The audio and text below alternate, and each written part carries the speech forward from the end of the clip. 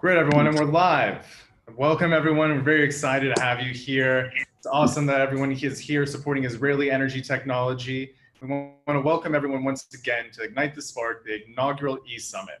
Just a reminder, really brief housekeeping. Make sure that you're keeping yourselves muted. For the duration of it, we'll let you know when to unmute yourself, as well as when to turn on your cameras. We want to know who's here. So rename yourself. Put your company as well. Put your full name and company in there. As you can see, we already put up the first poll so you can get involved and you can see who is here. Really quickly, I want to thank for those people that are here, that are supporters of Ignite and purchase a supporter's ticket. It means the world to us that you support what we're doing and the message of Ignite the Spark. Briefly, this is your first time here, as there's some people that are just a curious passerby, about six to eight of you. We're extremely excited that this is your first Ignite the Spark event. Now, what is Ignite the Spark? We're an Israeli energy tech community that focuses on bringing key stakeholders throughout the sector together to better off the sector by growing. How does that growth happen? Networking events, having everyone come together, work, and then be able to support each other on the international stage as well. As you can kind of see by everything that's filling up right now, we're mostly dominated by startups. We also have investors in the crowd, academia, corporates, government officials. It's all over the board. So with this diverse group, you're going to be hearing from a multitude of them today. We're going to hop into some keynote speakers. Then we're going to hop into the roundtables that you've already been pre-sorted into. And then we'll get into the final notes and keywords. Now, we kept talking about a surprise announcement, and we want to make sure that you stick around. We'll give you a bit of a teaser after the keynote speakers. And then what we'll be doing is giving you the full information after each of your roundtables. Now,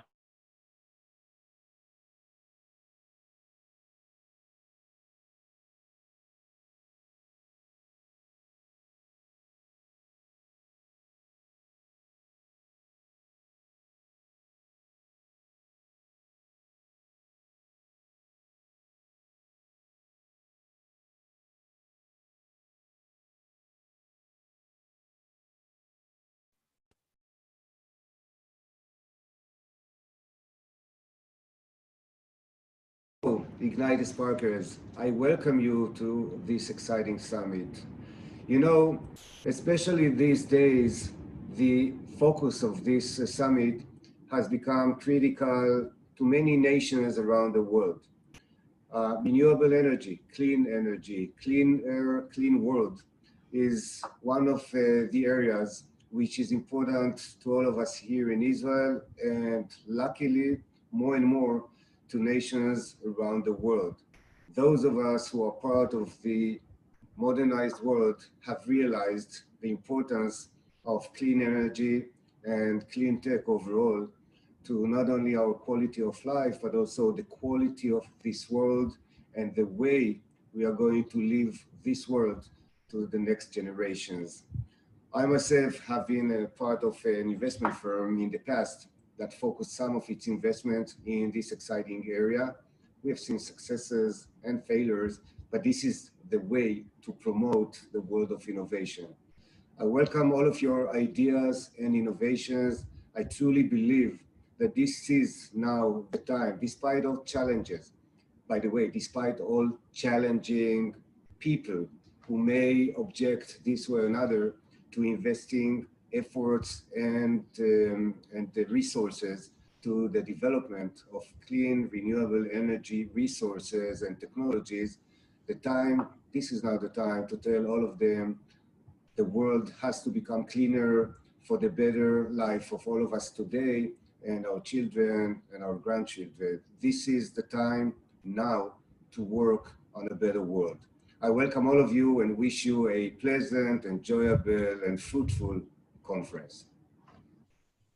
I want to give a special thanks to the Israeli Minister of Science and Technology, Mr. Yitzhar Shai, for opening up this event with such kind words, especially your previous work that you've done within our sector, to now the continued message and support of Israeli energy tech, Ignite the Spark, and innovation as a whole here in Israel. Now, a special partner of ours that has helped to put on this event and previous events as well, Startup Nation Central. The work that you have done, not only in our sector, but in supporting startups and various ecosystems is amazing. So I'd like to turn it over to Mrs. Wendy Singer, Executive Director of Startup Nation Central. Good afternoon. Thanks, Cody. Welcome to the ministers and to our guests. We at Startup Nation Central are especially excited about the collaboration between Ignite the Spark and ourselves. A few words about Startup Nation Central before we get started.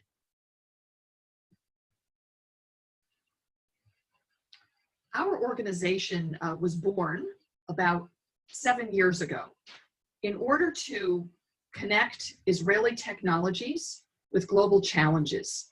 Now, we actually do that in 3 ways.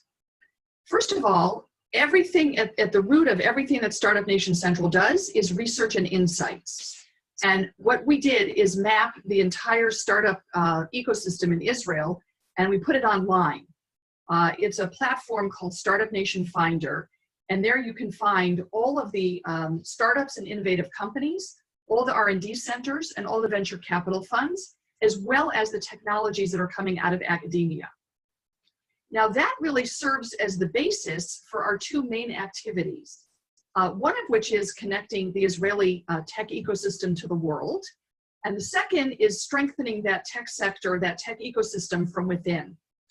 In terms of connecting to the world, we have a team or a department at SNC that is hosting corporates and government leaders at a pretty steady clip, Corona notwithstanding, where we host in our building Fortune 1000 C-level visitors in order to connect their very specific pain points with potential solutions that can be found in the Israeli tech ecosystem. As you can see here, in the last few years, we have had over 200 of these innovation engagements. They run across many different sectors and have resulted in a wide range of collaborations between these corporates and governments, again, and Israeli technologies. In terms of strengthening the tech ecosystem from within, one of the most important aspects of our work is actually building, supporting, and nurturing these innovation communities that are based on a specific sector. Until now, the 3 areas, the strategic sectors that we focused on are in digital health, agritech, and Industry 4.0. We are especially honored to have taken this energy tech as a new community, and one that we are very eager to work on with Cody and with Ignite the Spark in order to build out this very promising new innovation sector. And we actually have a very specific opportunity which we're going to be sharing with you during the course of the conference. Thank you again for joining us, and we look forward to this partnership growing and getting stronger. All the best. Wendy, thank you so much. On behalf of Ignite the Spark, our entire community, I would like to thank you and the team at Startup Nation Central for all the hard work and efforts that you put in. Now, to get the ball rolling, we couldn't have talked about energy tech without having Havrat Hashmal, the Israel Electric Company, share about their new era of innovation in the Israeli utility. I'd like to introduce to you Mr. Amir Livne, Senior Vice President of Strategy, Innovation, and Restructure Process. Hello, everyone. My name is Amir Livne. I'm a Senior Vice President of Strategy, Innovation, and Restructure Process at IEC. And as you all know, the Israel Electric Company has undergone a drastic change in its structure and strategic processes in recent years.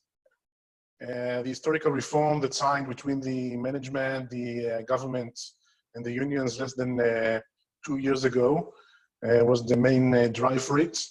The company is undergoing a drastic change, breaking itself and reassembles all the divisions, the business units, and the processes it is in charge of.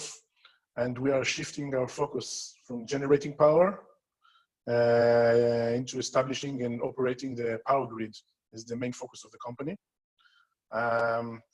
You witnessed these processes and read about them over the newspapers. And only in the last few days, we have announced a winner of the tender to the selling of the Ramat Hovav power station, which is one of the largest sites in the country, about 1,100 megawatts, operating on natural gas for a price of about 4.2 billion shekels. And I think this is a good testament to the confidence of the private sector in the process, and a good indication of the development of a more competitive electricity generation market in Israel. In the strategic processes we undertook to adapt the company to the challenges it faced after the reform, we discovered three main challenges. The first one was the need to stabilize and to improve the financial stability of the company due to the debt accumulated in the previous decades. Secondly, we had to prepare the company for competition, mainly in the sections relevant for it, which is the generation and the retail, because the network itself is a natural monopoly, of course. And lastly, we had to cope with the huge technological changes happening in the energy economy. And my goal in this short speech is to talk to you about this third topic, the technology, the innovation shift, and the attitude of IEC to these issues as the largest body in the energy economy in Israel. Einstein perhaps received this Nobel Prize for discovering the photovoltaic process. And companies such as Ormat or Solel have grown up in Israel, but we must admit that comparatively, Israel is relatively weak in energy research and development, especially when compared to other technological fields. Someone once told me that IEC has some responsibility for the issue.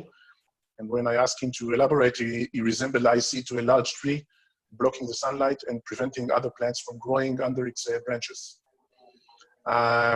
Until the reform and the strategic change that the company undergoes, it was mainly self-focused and looking inside.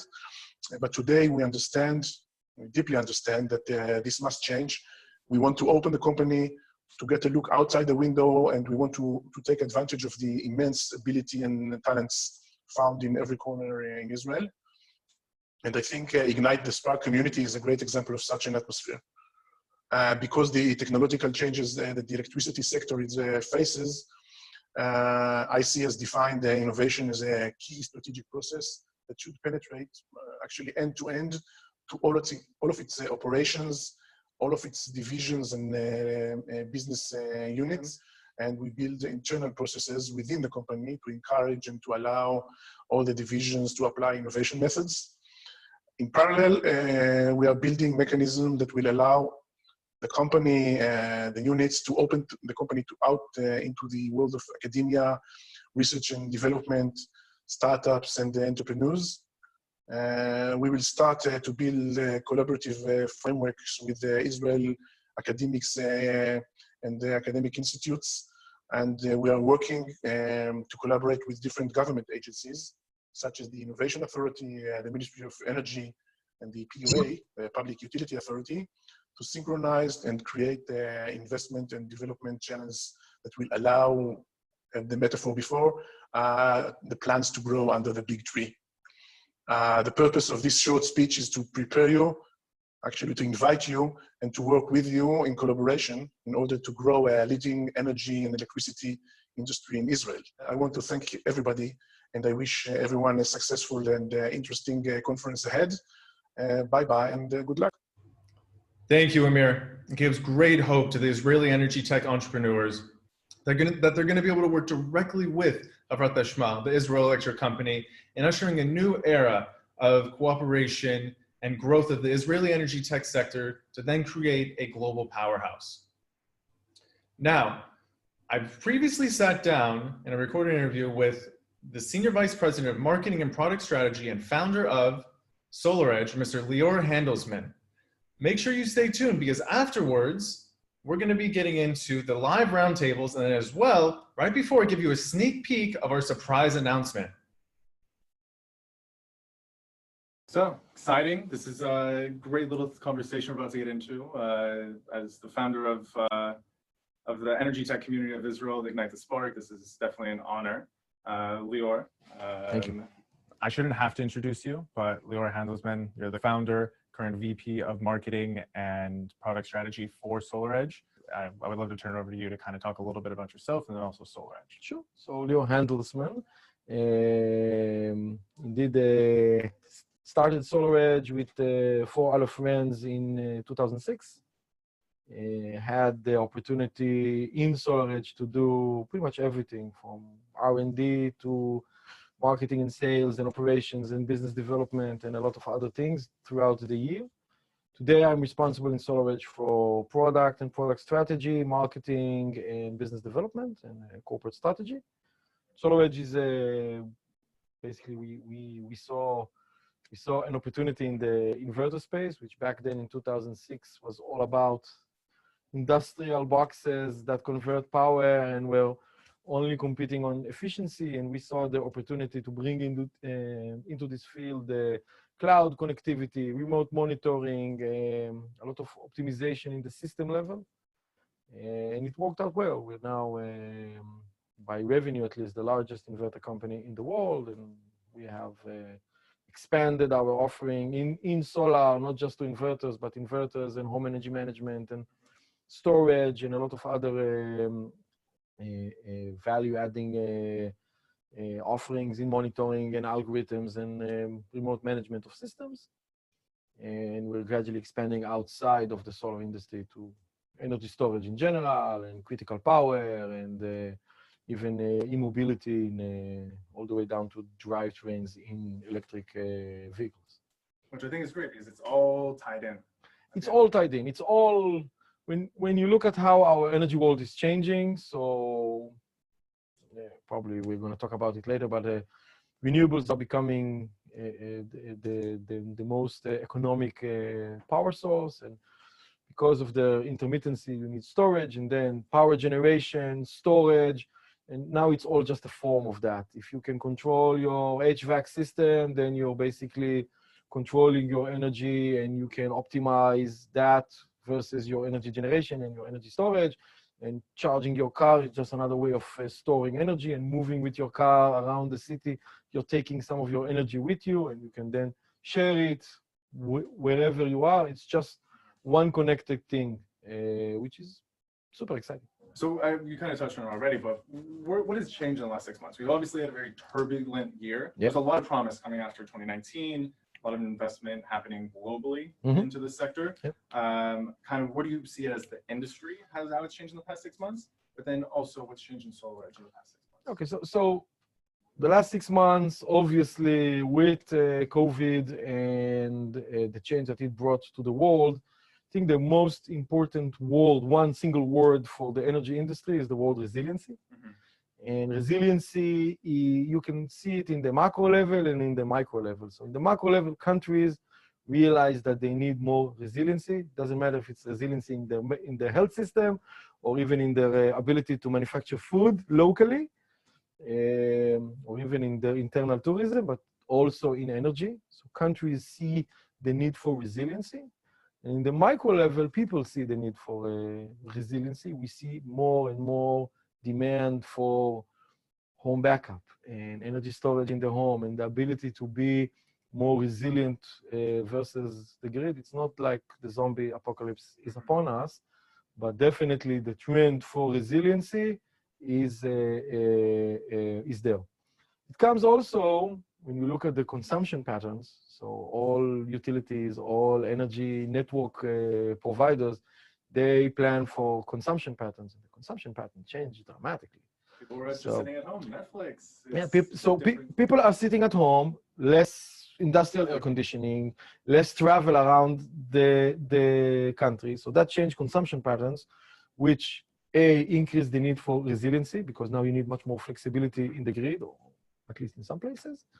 And also, a lot of the part that the grids don't have to be that flexible in their ability to let's say, generate and store energy was because the consumption is predictable. Now, this huge change that changed everything. And and utilities and countries realize that they need more flexibility, which then contributes to resiliency. So these are the two changes in the energy world in the last 6 months. It brings to everyone that is actually doing solar systems and even other energy systems, even if you're selling HVAC systems, you needed to adapt to a world where remote selling is the only way to sell, to a world where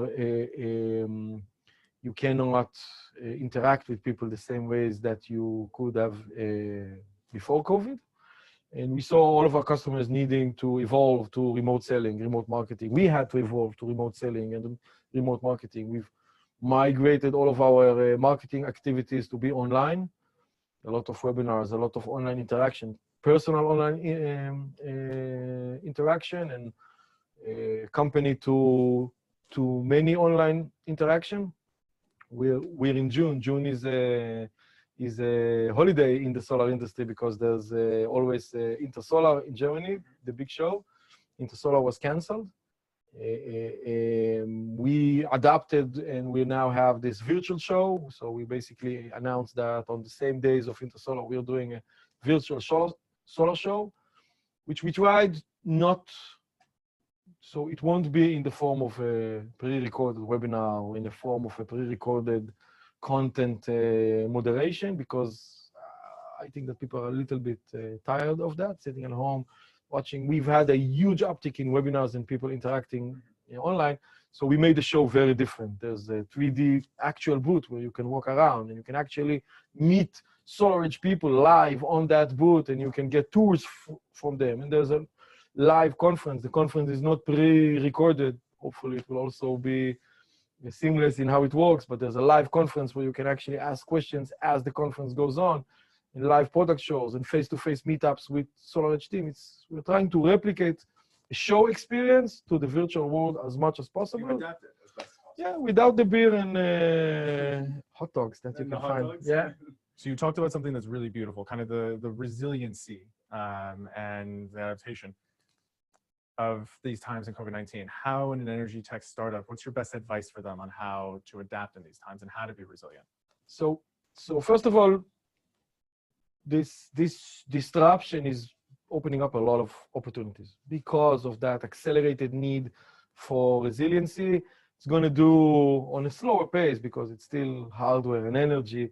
What happened to the online conferencing? People have to digitize fast, so people have to add flexibility fast.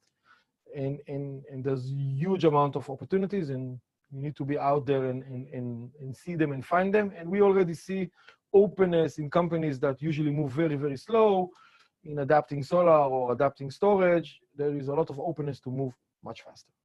That's the good part of a change. The bad part that there's less funding going around. There's less openness in some companies to spend money because people are uncertain of the economic state. If I was a startup, and some of these even apply to Solaredge, the first thing is that if you can get funding now, get funding now.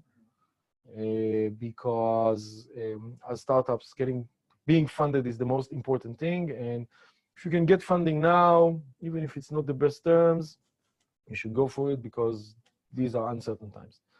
The second is many startups that we see delay as much as possible adding people outside of Israel. And you compensate that by flying a lot and meeting a lot of customers.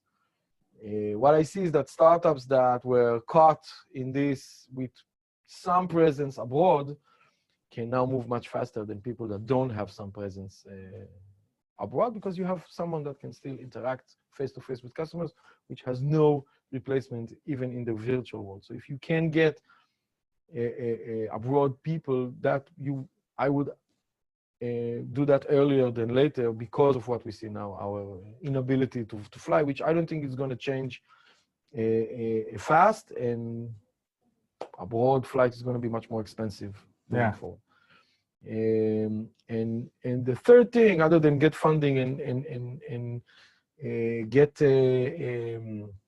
people abroad is I think that the global focus is going to change a little bit.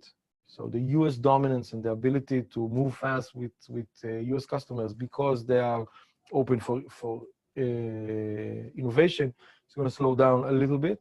The US is a little bit more disrupted in a negative way because of COVID than, let's say, Europe. So in Asia, so I would definitely look more on European. I wouldn't desert the US market for sure, but I would look more on European and Asian markets, and not just on the US market, which some startups really focus on that. Kind of more on that topic of markets that would be suggesting to focus on now, especially as travel is becoming much more difficult. But there are a lot of opportunities opening up. So what other topics or verticals within EnergyTech, because it's a large domain at the end of the day, what else is interesting to you? Obviously, what Solaredge is getting into. So we are already in a lot of fields, right? So we do solar, so we do solar inverters, and even in some countries we sell solar modules and solar systems we sell in Israel. And we have home energy management systems. So anything around home energy management is super interesting to us. We have storage, so we have our lithium-ion R&D center in Korea, and we sell storage systems and storage interactions. We do grid management and grid services. We have an R&D center in Italy for electric mobility, where we develop full drivetrains for cars, which we sell into the automotive industry. We have a critical power division in Modi'in and in Jerusalem, which is doing UPS systems and other critical power systems. It's all around power, the management of power, the cloud management of power and energy storage, everything around that is interesting, just different facets of the same thing. In our conference today, we're going to be talking a lot about domestic demand for innovation, especially in Israel, where innovation is supported so well. Is there anything that Solaredge is specifically looking for? So all these verticals are interesting. If there's interesting tech in home energy management, or interesting tech in optimizing energy around the home or the office or the building or the grid, and everything is interesting to us, and we're always open to collaboration in many forms. So I can't point to something specific out of what I just said, but sure, very exciting to hear what. Hopefully, and so I think the best thing is the future and the future entrepreneurs. We speak with students all the time. In our community, we have over 100 startups, different entrepreneurs, some new, some old. As someone who founded a company that's extremely successful, what's your best advice for them? As a high-level Chinese wisdom kind of advice is that aim high. Aim high is very important. I meet a lot of startups in many things I do, and I keep seeing companies which, because of the very, very modest beginning, and every startup is a modest beginning, are aiming to begin with very low in terms of, here's a market, it's a huge market, I want to capture 1% of that market.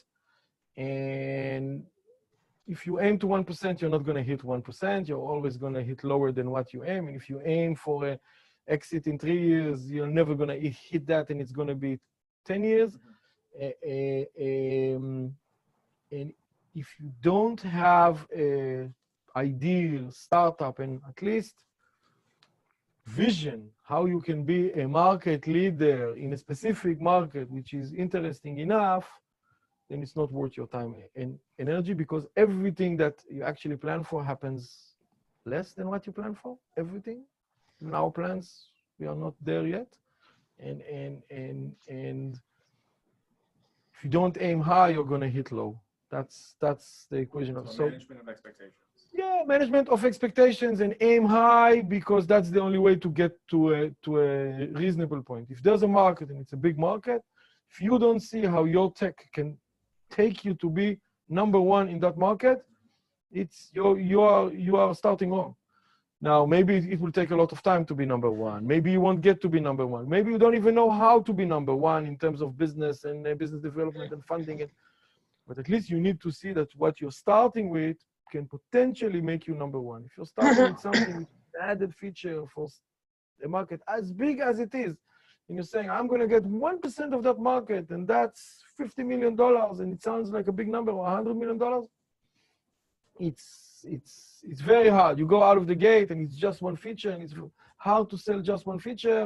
And it's very hard to be 1% if you don't have a killer app.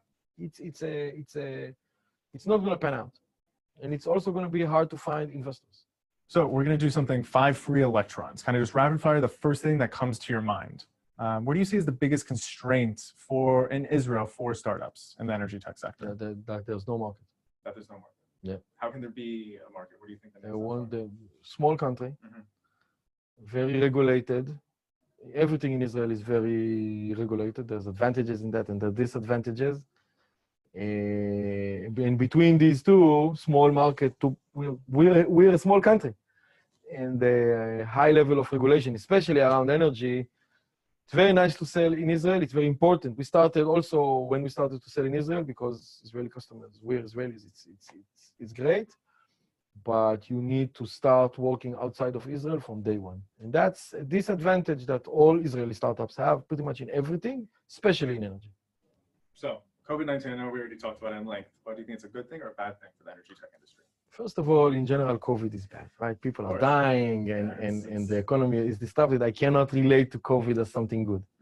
I think that aside from the bad thing it brings to humanity and the bad things it brings to the economy, it opens up a great number of opportunities because even the most conservative of utilities and the most conservative of countries realize they need to digitize and innovate and increase the resiliency level of their grid. So it brings opportunities. You were touched on earlier about energy tech and startups specifically and how they just need to take whatever funding they can get, take it. How can we attract more venture money into the sector? It's always a tough question. So energy is hard for venture. Energy is hard for venture because the business model of a venture firm is you need to have an exit within a set amount of time, and usually the lifetime of funds in venture capital is around 10 years. And energy is a slower market. Energy is a slower market in the sense that there's a slow adoption rate, and especially the more your tech and energy segment is, let's call it utility scale, the slower it is. And that's probably the main reason why there's less venture money in energy. So first, you need to find all the investment entities that are investing for a longer period of time. There are venture capital firms that are willing to invest in seed, even though they know that it's going to take more than 10 years. There are such entities, you just need to find them. Most of them are not in Israel. That's okay, you can get funding from abroad. Our first round of financing came from Israeli and US investors because it's easier to find these type of VC firms outside of Israel, but there are some in Israel. So one thing, find the right investors, right? Manage the expectation. The second thing, if you can find, you can't do it in all segments, but if you can find a way to start your products not in, let's call it the utility space, but more in a space which moves faster, that has faster adoption, that would be a very good way to cross the value of debt that we see in and potentially go to the utility space later. Yeah, because we had that luck where inverters, we started in residential, not because our technology is inherently better in residential. We now sell in residential, in commercial, in utility. We started in residential because it's easier to sell, less bankability requirements. When you're an inverter company and you want to sell to the utility space, you need to be bankable. Can't be a startup and bankable, it's very hard.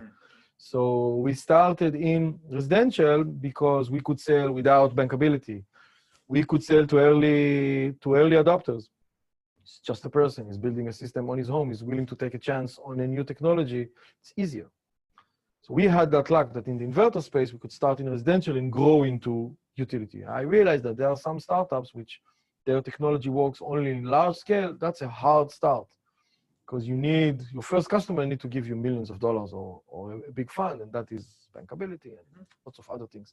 If you can find a way to start your technology in a market that moves, in a segment that moves faster, which is smaller, that would be a great start, even if you have more benefits in utility later. So I think this is more of just a fun question right now. If you weren't the co-founder of SolarEdge, what would you be? That's As an easy. entrepreneur. So it's on the beach somewhere? no. If that's easy. We all came to SolarEdge out of the military. We all served in military intelligence. And I had these two decisions. I could get a big promotion and go for a military career track, or I could leave the military and come to SolarEdge. And I had to do this, and I decided to go for SolarEdge. But if I wasn't the co-founder of SolarEdge, I would be now planning my release vacation from the military after additional 10 years. I already did 10 years, after additional 10 years in military intelligence. That's an easy question. I literally had 2 paths to take. So as someone who's part of the industry as well, I'm very happy that you chose this route and you founded SolarEdge, and it's such a leader. Any last words to kind of wrap up right now? First of all, thank you very much. I think that we're coming to a very exciting week, both Ignite the Spark conference and our virtual solar show. So I hope that people will have time for both. Yeah, it's online. There's no travel needed. Nope.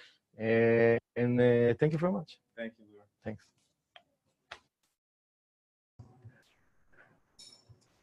Well, everyone, I hope that very insightful. I want to thank all our speakers one more time for participating. I hope you got a lot from my conversation with Lior. I know I did. The reason I got into energy technology and understanding this more and having a deep passion for it is because of my time understanding SolarEdge years ago in the US and diving deeper into their technology. We're going to be sending out right now a link to SolarEdge's virtual solar show for you to be able to join as well. On top of that, as you can kind of see as well, we always want to bring you better content. We put together some amazing content today, so we sent out another survey for you, so then you can go and tell us what you need more. And as you fill that survey out, we want to bring up what we're going to be doing more as Ignite the Spark. Ignite the Spark, as I mentioned before, it's grassroots. We're mostly volunteers, all of us. We all have our separate day jobs. But what we know is that we want to grow energy technology. So what we're going to be doing is first with the full comprehensive map of the EnergyTech ecosystem. That's the sneak peek that I'm going to give you on the surprise announcement. We're going to be putting together, as you can see on the screen right here, the first comprehensive map. We've partnered with Startup Nation Central, and we're very proud to be able to put this together and have this ready for you. What we're going to be doing is we're going to be telling you how to get involved more with Ignite the Spark. We're also going to be telling you how to get involved with the energy tech sector map. As well, we're going to tell you all about our future events. Quickly though, speaking about future events, I want to invite Mr. Yoni Levenfield, Project Manager at the European Institute of Innovation and Technology, to talk about an event that's happening next week. Thank you, Cody, and thanks for inviting me. Hi, everyone. It's great to be here. What a great turnout. Right now. Yep.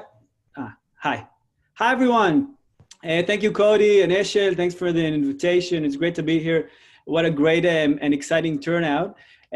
Cody, maybe let me share my screen. So to share another upcoming opportunity for this exciting energy community is involved with the EU Green Deal that I'm sure some of you heard about. We're here from the EIT Hub in Israel, joined with the EU Commission and with ESERD to offer entrepreneurs, partners, industry and academia actors in Israel and Europe to come together for a blended event, first of its kind. It means it's going to happen online and offline simultaneously, to come to understand how this green call can be achieved and utilized based on your needs.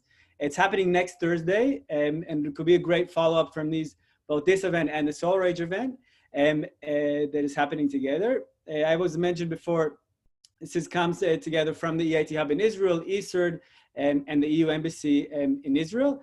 And the idea is there's this €1 billion call, just targeted to help entrepreneurs and policymakers come together to leverage green technology, green initiatives. And this could be very relevant for people here sitting in the call. And the idea is during this event is really to help practicalize it. How can you access these funds?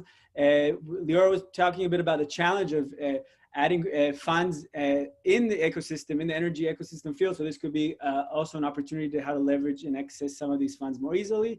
It's going to be also a blended event, but also zero waste, so which we're very proud of, happening both in Tel Aviv, in the Paris Center for, and online at the same time. And it'll have like 3 rooms. So besides the main stage with top-notch speakers, there's also going to be 2 more stages. Also have a startup pavilion showcasing Israeli and European startups, and a training room in Hebrew for Israeli entrepreneurs, researchers, and different partners that want to understand a bit more how to access these funds. Some of the speakers that you can see them here from CU of Unilever, and different government speakers both in Israel and in Europe. And it would be great to see you there. And thank you all, and hope to see you and have a great rest of the conference. And again, thank you, Cody, and Eshel.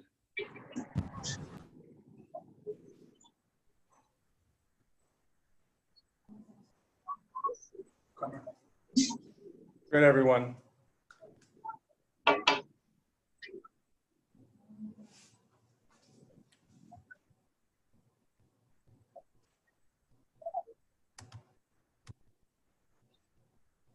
Great.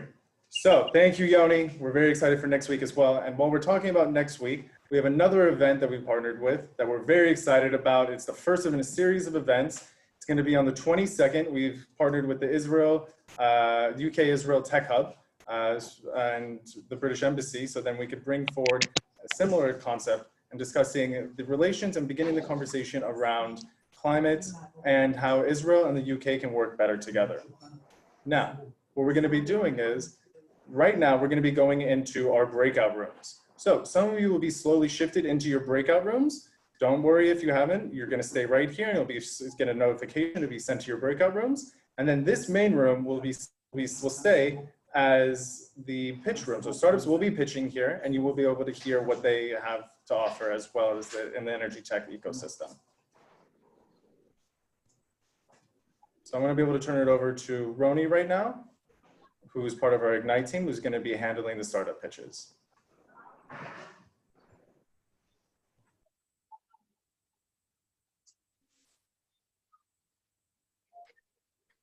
Good afternoon, everyone. Thank you, Cody. We will wait about a minute, and then we can start our pitches.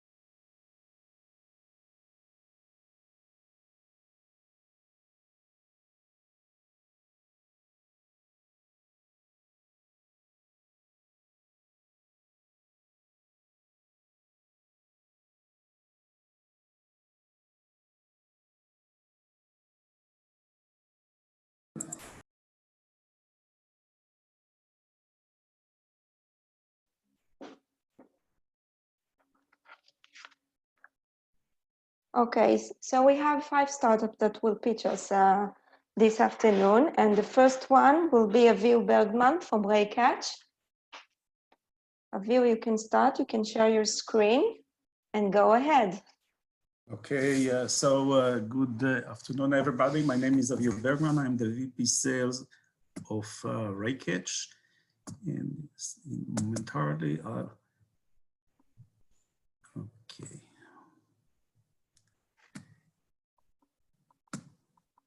Do you see my screen? Wait a second. Yes, now we can see your screen. Right, so let me say a few words about Raycatch. The idea behind Raycatch is the following. We are in the business of the solar PV. And when you look at the PV sites, they look very stable and so on. However, there is a lot of issues that comes over time in this arena. And what we can see in this diagram is a research that was made by Fraunhofer, which is the biggest PV institute, research institute, and they found that most of the sites are working in an underperforming, in a suboptimal way. This is the green area, and the idea behind the company is to find this additional recoverable energy that with the current tools, you cannot see that and you cannot retrieve this information. Using in PV arena, usually people use a monitoring system. The problem with monitoring system, it shows the noisy data. It shows all kind of visualization of the current situation, but they cannot show you what is the problem. And the idea behind the company is that by using artificial intelligence and machine learning algorithm that we have developed, we will be able to show to the customer this additional energy.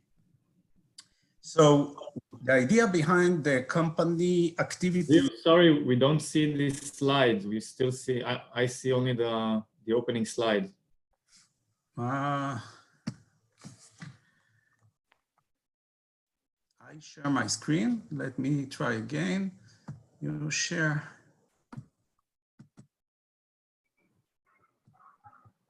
You need to share the presentation view, not your screen. Yeah, we can see your screen, but we need to see the presentation. Start presentation. I do that. Let me try again.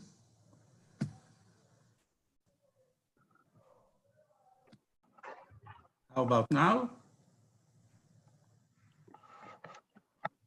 I see that it says that I'm sharing my screen, so.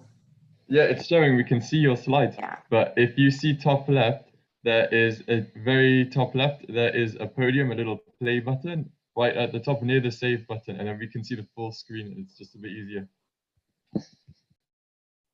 You don't see my screen. So something is wrong because this I use this platform all the time and it works fine. What do you see right now? The second slide. Yes, but we see the slides not in presentation view, but in the editing view of PowerPoint. This is strange. Just 1 second, let me try again.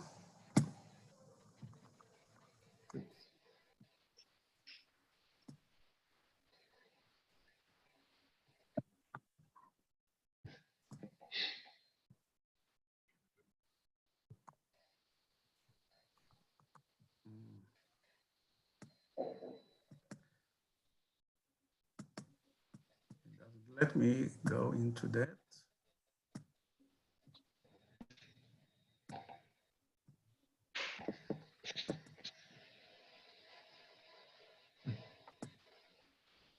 Do you see on the top left of your screen, there is a little podium, a little symbol with a little play button. Or a little bit to the right, a little bit to the right, a little bit to the right.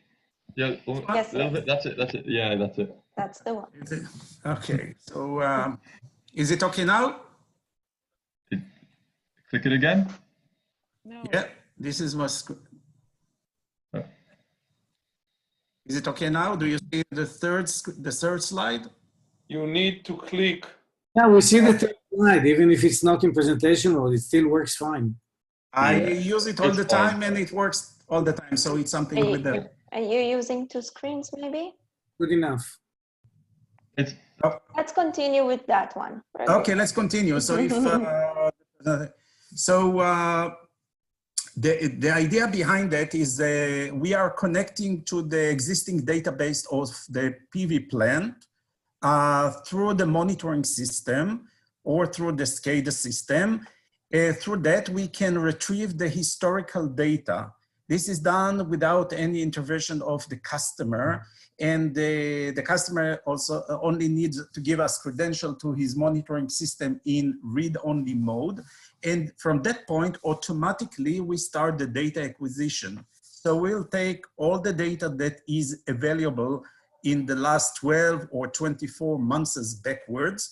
And once we have it in our system, and the system is, of course, cloud-based, we can run the AI training on this data.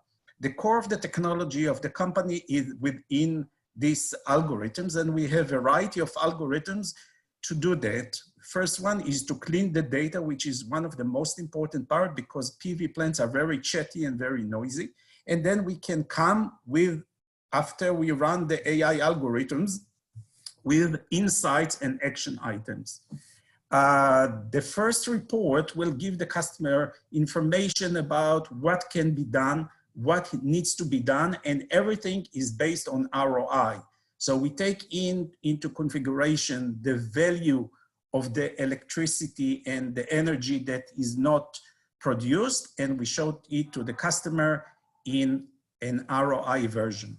And once this is done on a daily basis, we go back to the site, we retrieve the additional 24 hours information, we run the AI again, and on the next day, we will show the customer these additional results.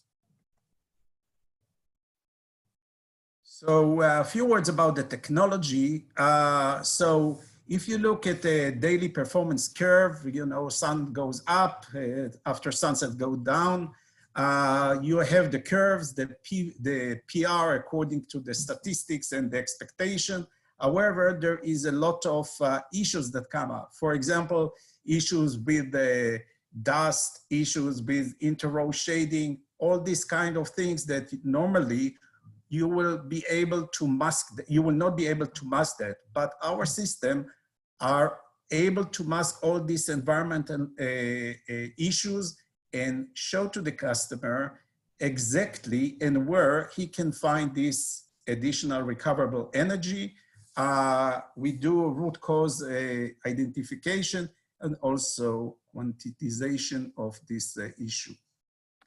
So for the customer, what is the benefit? First of all, we can find additional recoverable energy up to 8% on the average. If we take a site of 5 years old, we will find additional 4% of additional energy that he will not be able to see that in any other way.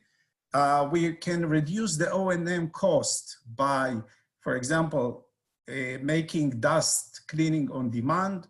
All of our results are ROI driven, and by using the deep solar, which is the trademark of our system, he will know where the problem is, how to solve it, and do that over time.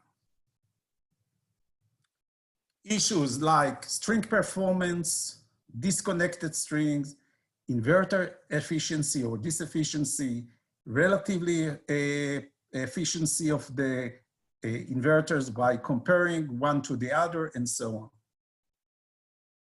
Few words about the company. So we were founded in 2015 by solar experts. Today we are 25 employees. Avil, we have less than a minute. Okay, very good. So we are 25 employees. Two of our more known investors are BayWa from Germany and DSM from the Netherlands. Where we are from marketing point of view. So today we run about 3 gigawatts of capacity. Our main focus is on CNI and utility base, so we don't deal with residentials. Our main focus is in Europe, Asia Pacific, and Middle East. At this point of time, we are very little do business in North America. And I think this is what I can say in 5 minutes. Thank you, Avihu. Our next speaker is Eddie from PDP. Eddie, can you share your screen, please? Yes, hi everyone, just a second.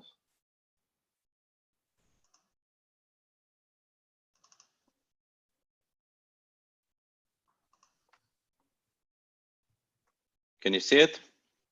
Yes.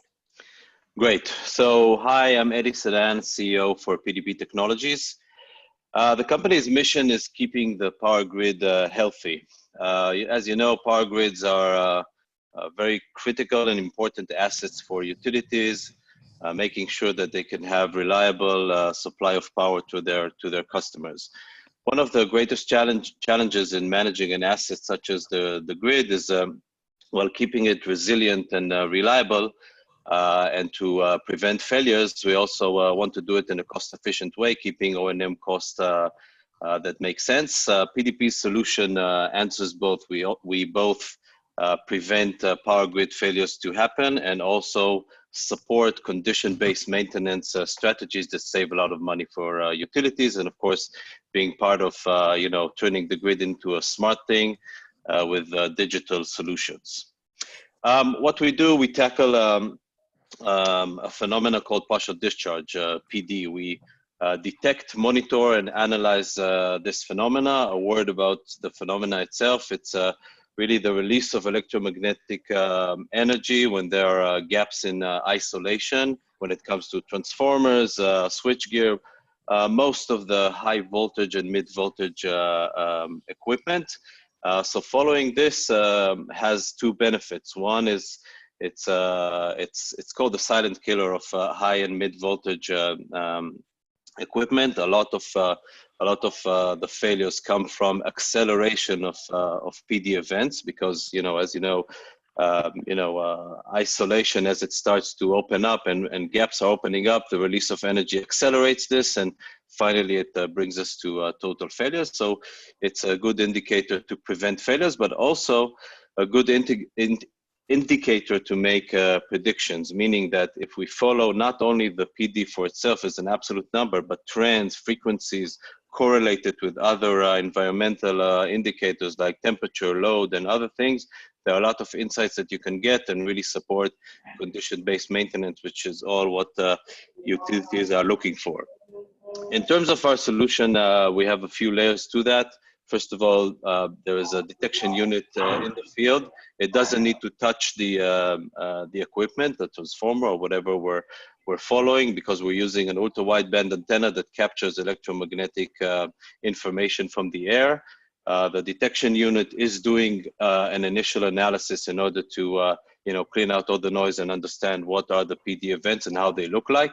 We send that information to a central server that activates machine learning algorithms that do the deeper analysis and provide maintenance insights for utilities that maintain these type of equipment like transformers and so on. And of course, use all this big data to have an understanding what's the real health situation of these pieces of equipment. And our mission is really to revolutionize the way utilities are maintaining these, rather than doing preventive maintenance actions like periodical checks and so on. What they're doing right now is really ongoing monitoring and data analytics that will support maintenance on time rather than just preventive maintenance.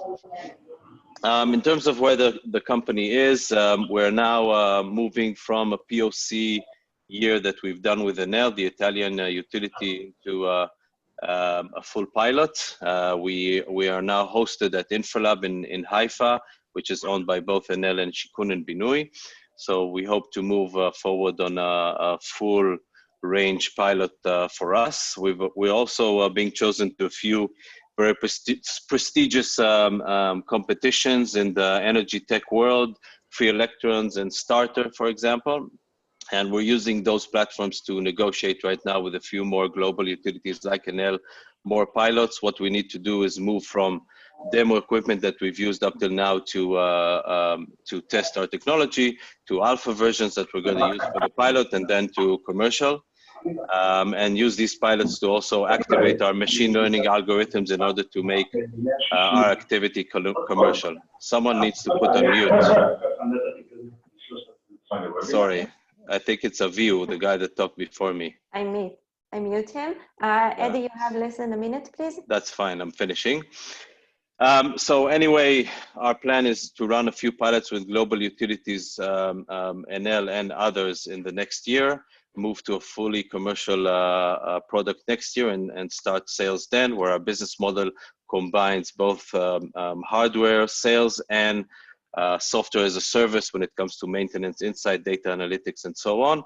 And we are, of course, in search for additional money to be invested, $500,000 to $1 million for this next round that will allow us to move from where we are today to fully commercial products. Thank you very much.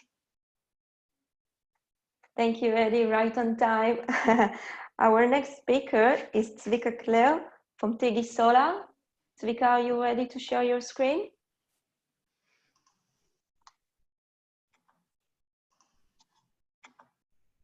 Yes.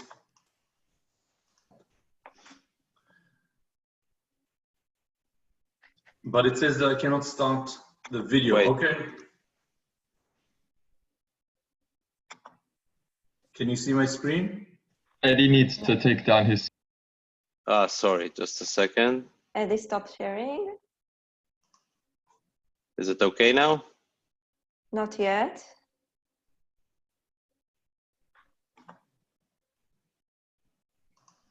Can you see Tigi's screen? Not yet.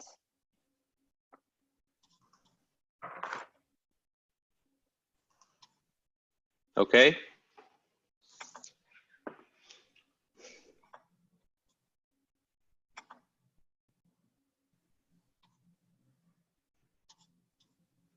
Now you can see. Go ahead, Zvika.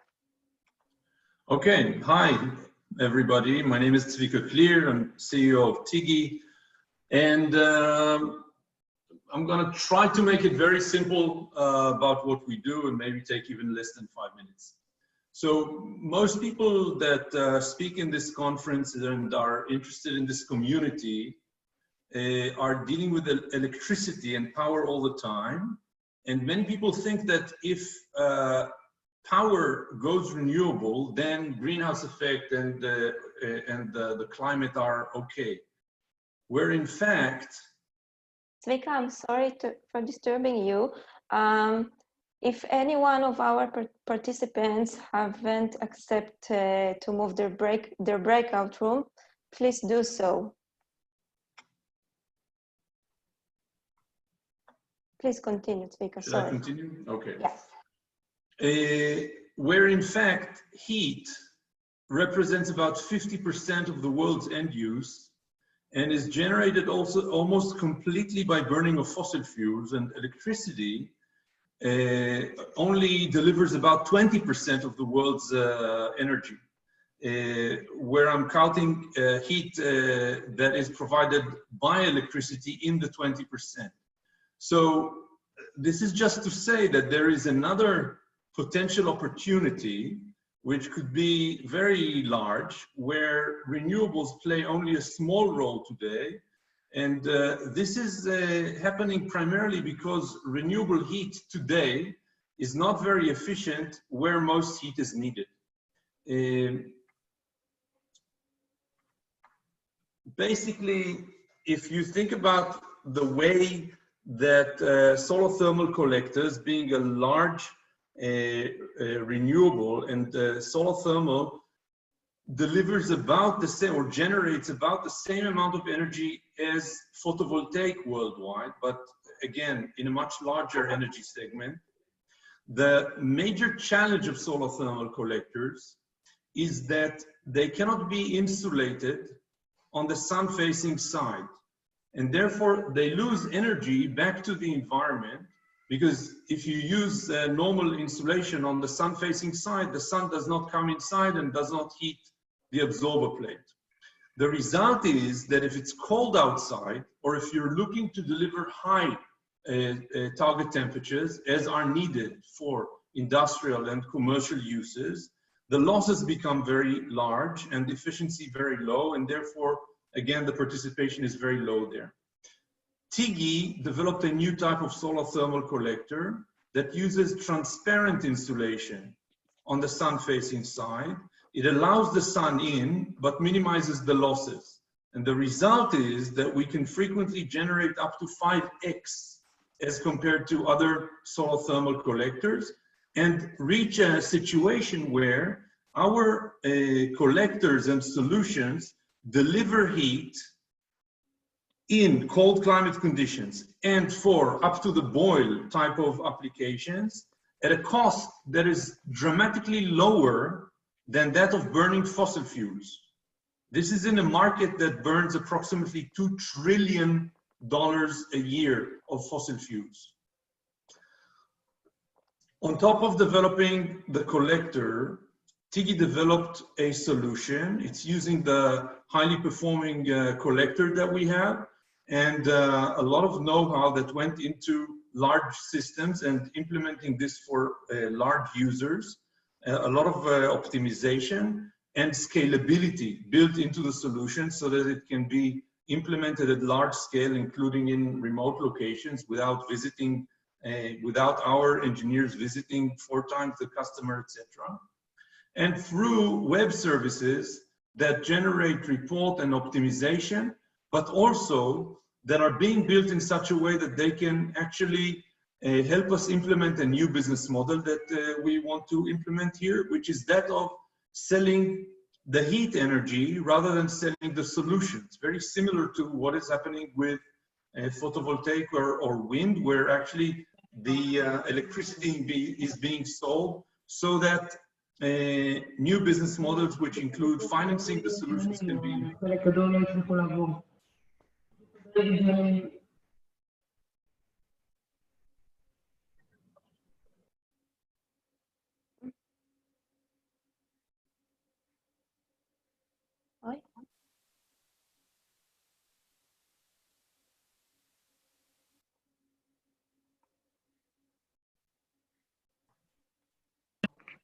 I hope I'm unmuted now.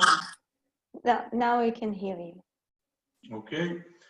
And so where TIGI is right now is that we have a collector that we assemble here in Israel that is very efficient. We have systems that are installed in Israel in wineries, hatching farms, army bases, hotels, elderly people homes, large dishwashing, laundries, and stuff like that, about 20 commercial and industrial systems. Mika, we need to finish. I'm finishing then. It is patented and certified, and what we're doing right now is we're raising the additional financing to take this solution globally, and we are in a round right now. Thank you very much. Thank you. Speaker, please don't forget to stop sharing. And our next speaker is Josef Stanson from CO2 storage. Can you share your screen? Yes.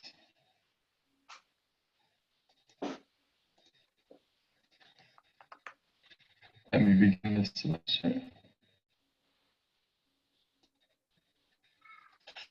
So, hi everyone.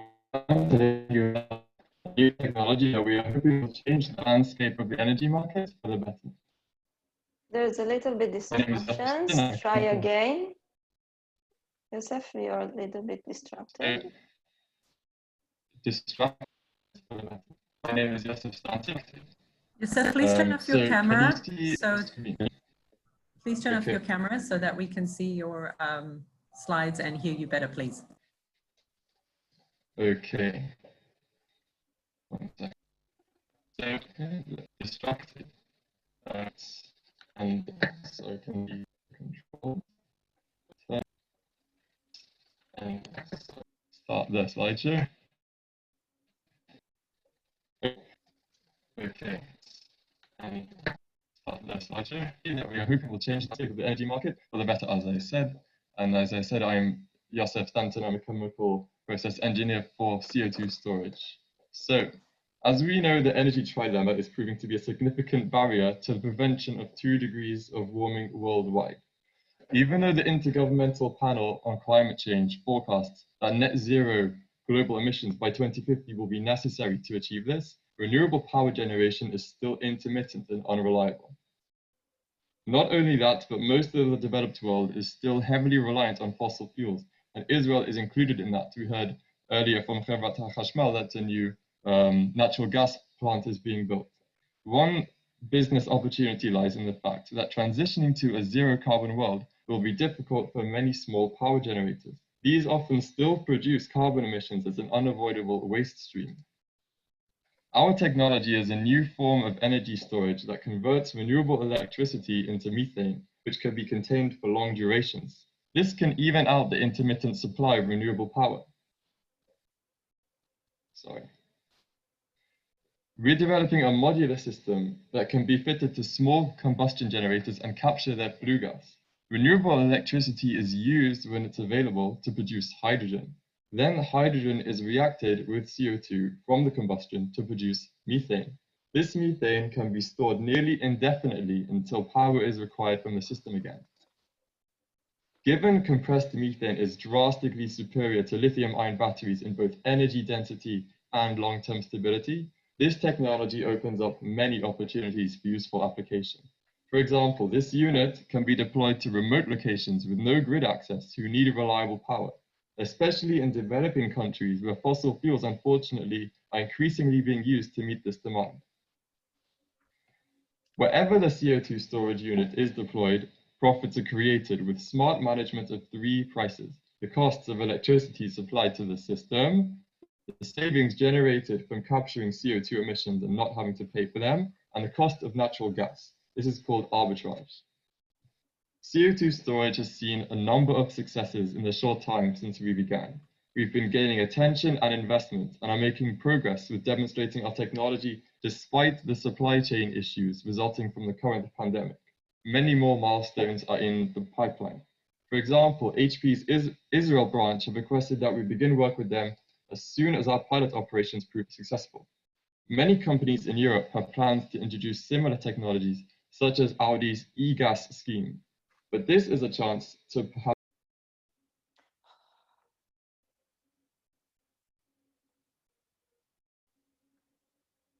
Joseph, unmute yourself.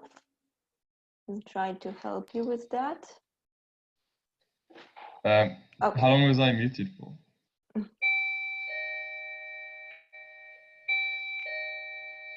Repeat the last 2 sentences. Okay, I will do that.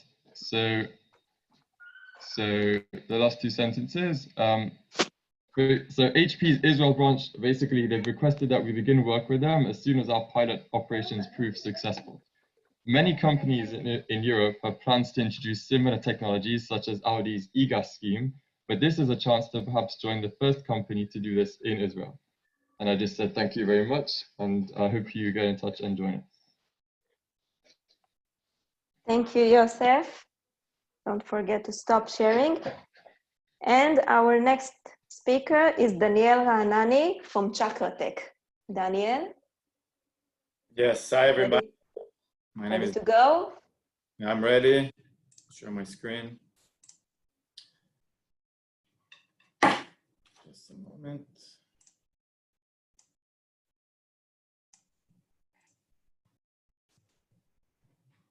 Okay, you see my screen? Yes. Okay, great. So, hi everybody, I'm gonna talk to you about Chakratech and how we are trying to boost the e-mobility transition. So, the EV, the electric vehicle revolution is happening. I think all of us can already feel it. Most of it is happening now in China, in Europe, and the United States, but we also starting to feel it here in Israel. One of the main mass adoption factors to this revolution apart from obviously the price of the vehicles and the range that vehicles can do on a single charge, is the fast charging, is the ability to charge your car, let's say in 15 or even below that, because drivers today are used to stop at a gas station, 1-2 minutes, get topped up and get back to driving. And in electric vehicles, users will expect, let's say not 2 minutes or 1 minute, but starting at around 15 minutes. And this is obviously a key factor to the main adoption of the EVs.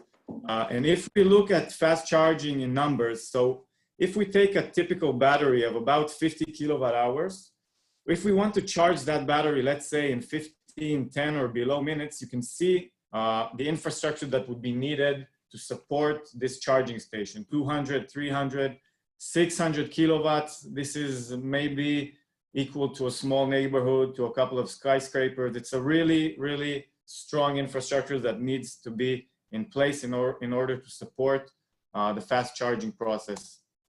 And this is why you won't find fast chargers, obviously, in remote locations where the grid is weak.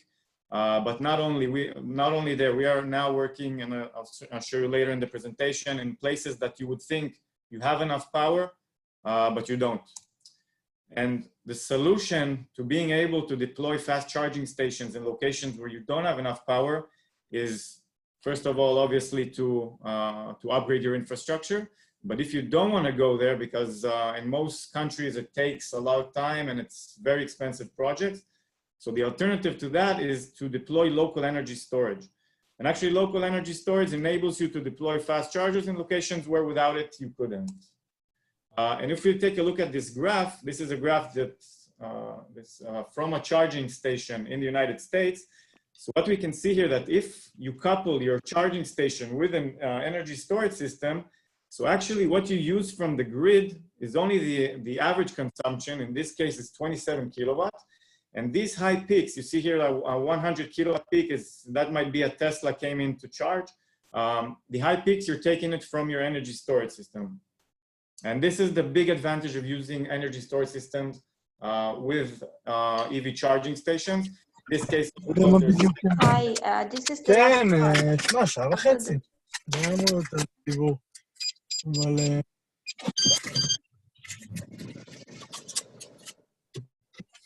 מה, אתה רציני? יא מלך.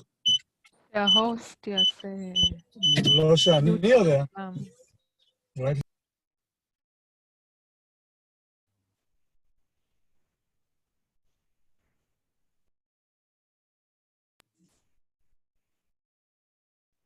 Bonnie, can I keep going?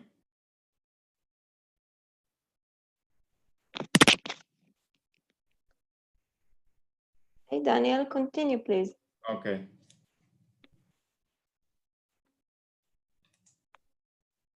Okay, and this is exactly what we did in ChakraTech.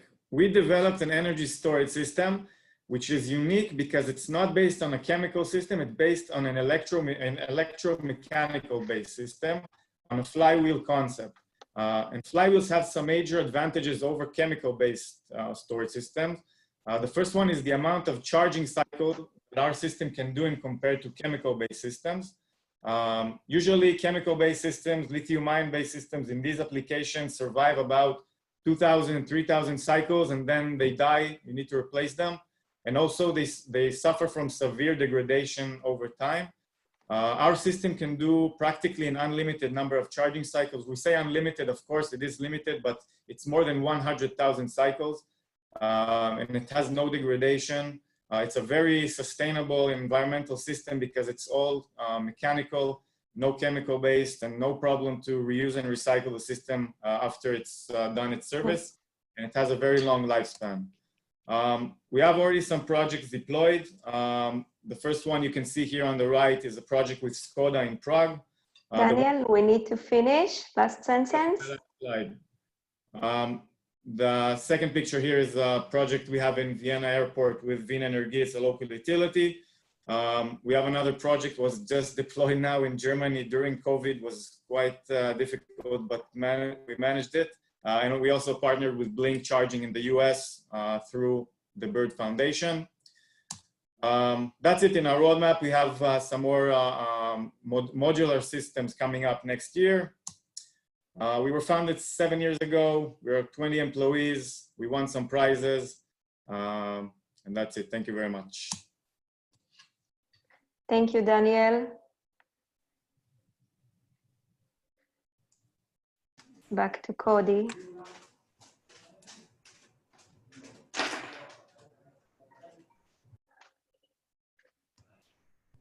All right, everyone. I hope that was informative. Look, we have technical difficulties all the time. It's part of the issue that we have. You know, it's just what happens sometimes. Look, we hope that you had heard some amazing things from the pitches as well. We hope that you had interesting conversations in your roundtables if you're able to attend. For those of you that weren't, we will be hosting more events. Right now, we're going to be sending out a poll for you. And that's going to be seeing what you need in our future events, what resources you need from Ignite the Spark. So as you get that link, start filling it out. Let us know what you need. At the same time, we want you to partner with us. We want you to support Ignite the Spark. We want you to be completely involved with us, and we're going to be transparent. We need your help. We want to work together. Let us know what we need. We'll be sending you a link later on with more information on how to get involved with Ignite the Spark as well. Get in contact with us. Follow us on our socials, LinkedIn. Stay involved in Ignite the Spark. This is not just us. We're a group of volunteers who do this. We take no salary from this. We work as best as we can with our full-time day jobs. We need your help to get involved in this so we could take it to the next step. Make EnergyTech in Israel a world leader. Not just from me, from Eshel, from the entire team. Everyone's help is needed.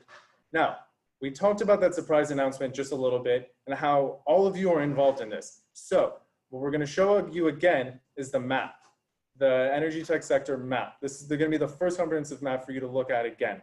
Now, as you can see, we divided it up. There's going to be different subsectors that are going to be on there as well. This is just for you to have a visual idea of it.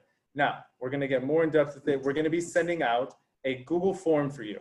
The Google form will tell you how to get involved in it, what data we need from you. We want you and your company on that. This is a rendering in the beginning that we're extremely hard on, and we're going to continue to work hard once we have all the companies to then know how to build the map and make it look even better. So make sure you fill out that form. Again, you'll get it afterwards, emailed to you. And the next thing that I want to touch on is some insights.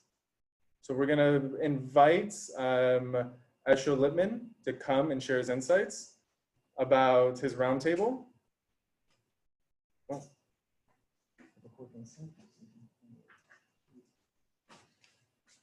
Hey guys, I think it's important to first of all share some apologies for the technical difficulties that we stumble upon.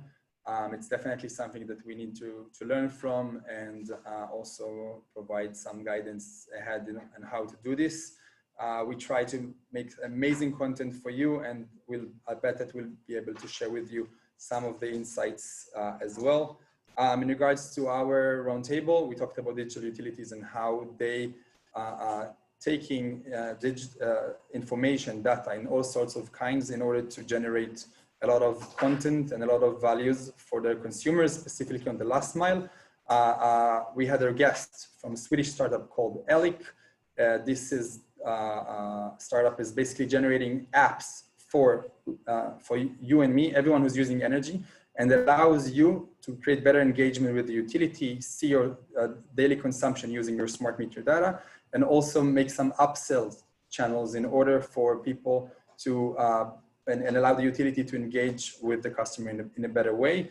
As an energy entrepreneur, I think that working with utilities is definitely challenging, regardless if they're regulated or not. But if you do it correctly, you can actually open a hatch for a really interesting business model with a huge, huge market. So I wanted again to thank you all for joining, and we hope you enjoyed the first take and the different speeches. And Cody, take this from here. Thank you. Thank you, Eshel. So the next person that I want to give their little response right now as well about what they think about this event, as well as their golden insight, is Idan Kablinsky from Arava Power. Hi guys. Well, thank you very much. We all had some difficulties with our breakout rooms, but I think for me, what really resonated was actually what Lior from Solaredge had said about how slow the market is in utility scale for startups. I think there's definitely truth to that, but I think there is also a bit of a conceptual maybe mistake in the way startups are looking at what the best path, what the optimal path is for developing a successful product and bringing it to market. You know, I think there's something to be said here for not letting the perfect be the enemy of the good and coming out with a product maybe in an earlier stage, coming out, being ready for a beta deployment, partnering with a utility like Arava, like plenty of other people out there, like municipalities, such as Iris, who was with us on the panel, and getting that feedback from day one, being able to adjust the product, being able to pivot if you need to pivot, being able to scale up using our systems, our connections later on. That in itself should, in my opinion, open up opportunities abroad as well. And I think it's something worth considering and worth working on together to figure out what the right way to build this kind of more effective paradigm for integrating and investing in energy technology. And thank you guys very much.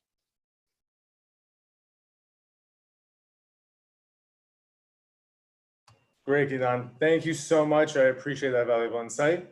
I want to invite any other of the co-hosts who also shared in their roundtables to be able to unmute themselves and then spotlight themselves and be able to share a little bit briefly about what they were able to talk about.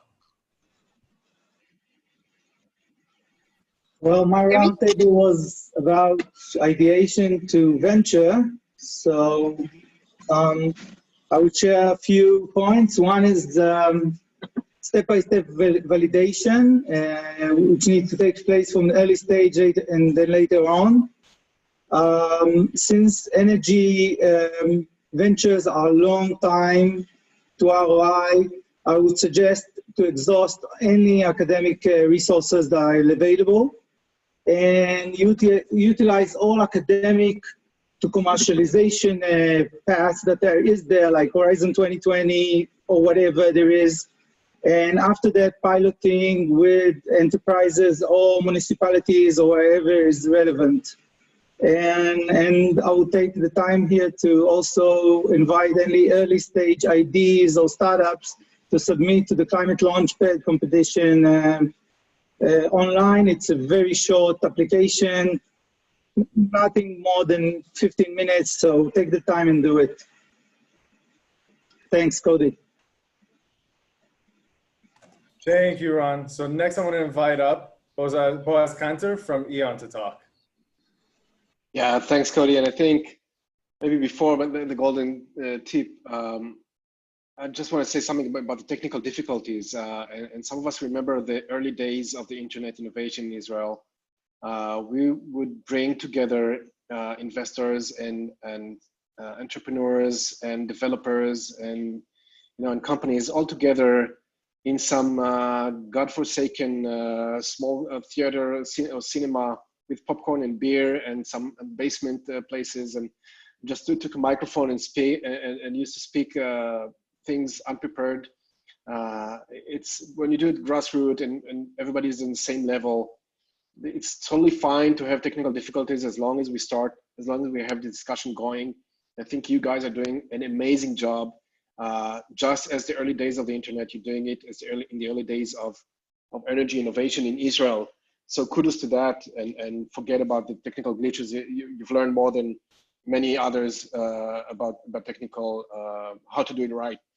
So our discussion was about investments, and I want to say that as opposed to the early days of the internet, where entrepreneurs would build solutions and then look for problems, or first look for investors and then look for problems.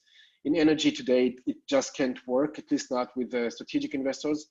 You first have to look at yourself not as an innovator, but rather as a partner to solve real problems in the industry. Utilities are in stress mode. They're looking for innovators to work with them and solve their problems, not to make big money or with large exits or to buy solutions. They're looking for partners. So build your own startup as a partner of the industry. That would be my golden tip. And thanks again for having me here. Boaz, thank you so much. I appreciate that little tidbit in the beginning and helping out right there. I appreciate it. Thank you very much. We are past 4 o'clock right now. We are going to keep going, so I invite you all, if you want to stay, just please stay. We'll still be continuing on with the Golden Insights, and next I'm going to be able to invite Lior Nakar from the Bird Foundation. Thank you. So we had a session discussing the non-dilutive funding that companies can receive, and we apologize for the technical difficulties, but Gideon Friedman, the chief scientist of the Ministry of Energy, and myself were there. Unfortunately, Shomrat from the Israel Innovation Authority could not join us, but I promise all of you who wanted to join our round table, we will make sure to send you the presentation and we'll be in touch with you. I think the major issues that we wanted to relate in this discussion is that there's a lot of non-dilutive funding that the government of Israel is given, whether it's through the Israel Innovation Authority, the Ministry of Energy, and obviously the Bird Foundation through the Bird Energy Program. In the end of the days, those funding is very crucial for the development of the technology and bringing it to market. And none of this program receive any equity, and it's a risk-sharing mechanism, which is very, very crucial for the development of the energy sector in Israel. What I think is important to underline is that each company should really discuss their investment strategy and think long-term how they can actually utilize those fundings from all those three organizations throughout the development of the technology and throughout the commercialization process. And we also invite all of these companies to be in touch with us, because we not just offer the funding, but we also have the ability to promote the partnership between the American companies, between the European companies, and we are here to assist you, so take advantage of it. Thank you. Thank you, Limor, and thank you for willing to share all your presentations with everyone afterwards and all those interested. We'll make sure to be able to make this happen. So the next person I want to go and invite is Michael Franco-Kedmi she's a board member and energy professional, to give her golden insight.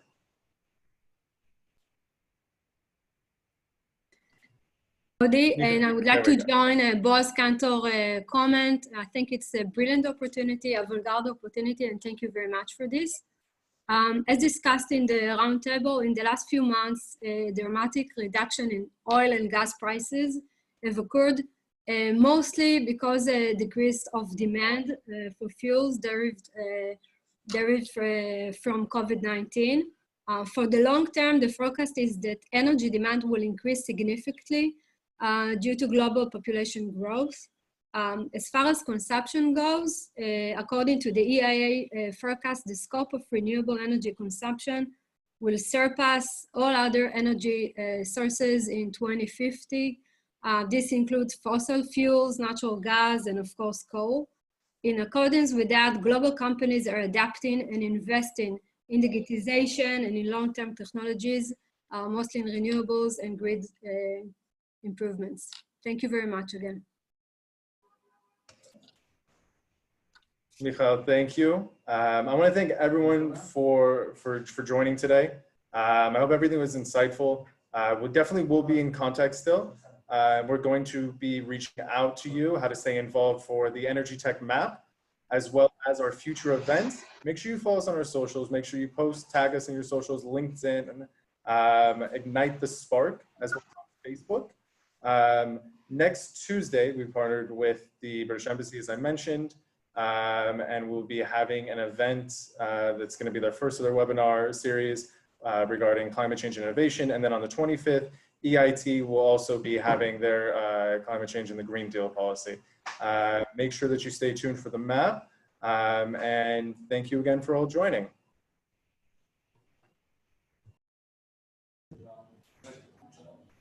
Thank you. Thank you, guys. Thank you very much.